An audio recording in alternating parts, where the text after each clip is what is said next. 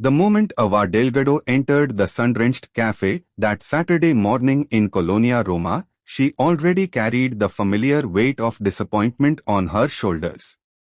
Life had surprised her many times, but lately all the surprises tasted bitter.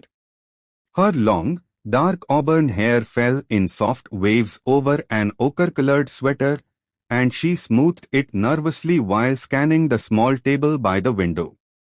Across the room, a man fidgeted with his coffee cup, looking as if he still wasn't sure why he had agreed to this. It was a blind date, the last desperate idea of her coworker Marisol, who swore, "Te juro que es perfecto para ti, Ava." But Ava, single mom of an 8-year-old girl named Sofia, had learned the hard way that letting someone new into their lives was scary. Carter Hernandez was a single dad raising 6-year-old Theo by himself. Ava only knew he had kind eyes and a shy smile that felt honest. What she never imagined was that the quiet morning in that cafe on Alvaro Obregon would become the stage for a laughter that would pierce her soul. As she walked toward the table, her low heels clicking on the wooden floor, Carter looked up. First she saw the nervous smile, then the clumsy charm when he tried to handle his Café de Olla and Theo's little Spider-Man backpack at the same time. Everything toppled, coffee splashed across the table and stained the corner of the notebook where Ava wrote her shopping lists and dreams. No, pardon," Ava exclaimed, half laughing, half dying inside. Carter's cheeks went red like a guajillo chili. He opened his mouth, closed it, and finally managed a soft, "Siempre fui mejor con los ligos que con las tazas." The silence lasted just long enough for Ava to let out a tiny laugh despite herself. Maybe the day wasn't ruined yet. And then, from a table in the back, appeared the man she had met months earlier at a marketing conference in Polanco, Nathaniel Cross, the young CEO of a flashy tech startup, all tailored suits and perfect teeth. His sharp gaze swept the cafe and stopped on them. A polite smile appeared, but then came the low chuckle, condescending, almost pitying, while he murmured to his companion, "En serio, esa es la cita que le consiguieron?" Ava felt the heat rise to her face. The laugh wasn't loud, but it carried the weight of class judgment she knew too well. Carter heard it too. His hand instinctively moved to cover Theo's little backpack, his jaw tightening. But instead of shrinking, he lifted his chin and gave Nathaniel a calm nod, the kind that says, "Aquí estoy y no me voy." That small gesture made something flutter in Ava's chest. The date went on. Carter spoke quietly about raising Theo alone after his wife died in an accident on Periferico 2 years ago. He talked about the victories and the nights he cried in the bathroom so Theo wouldn't hear.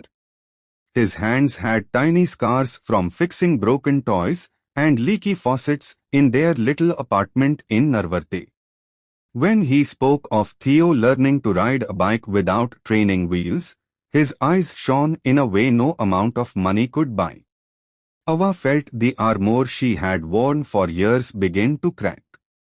She had spent so long measuring men by their wallet or their LinkedIn profile that she almost missed the only thing that mattered, heart. Weeks later, walking out of the cafe with Theo skipping between them, the chaos of Mexico City swallowed the calm. A delivery cyclist lost control on the corner of Colima and Alvaro Obregon.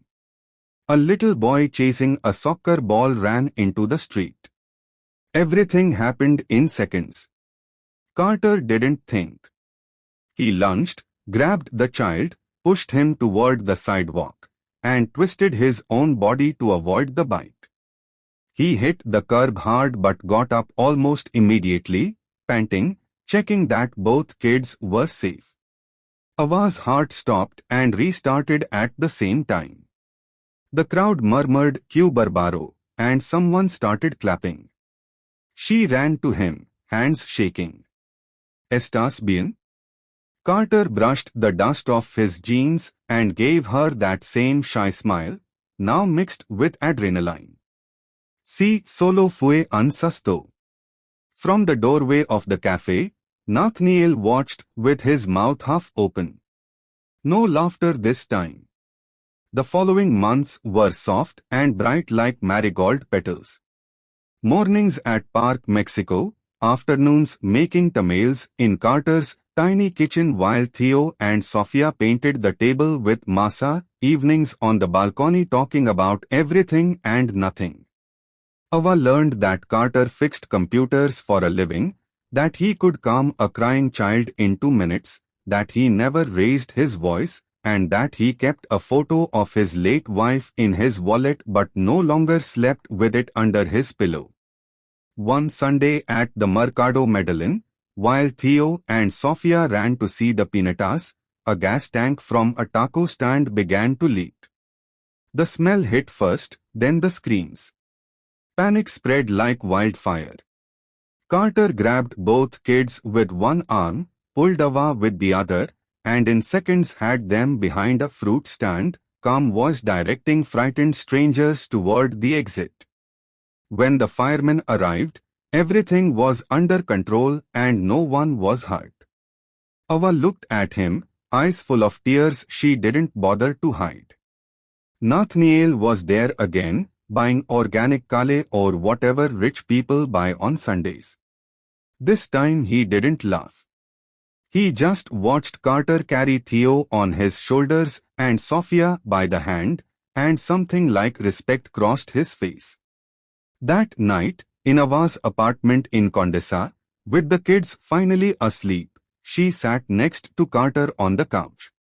The city lights flickered through the window. She took his scarred, steady hand. "I almost missed this," she whispered. "I almost let a spilled coffee and a stupid laugh decide for me." Carter smiled, soft and sure. "A café de Ola Dermado never ruined a good story, Ava." She laughed, then cried, then leaned her head on his shoulder. Outside, 1,000 horns blared and 1,000,000 lives rushed by, but inside that little living room, 2 broken hearts had quietly become whole.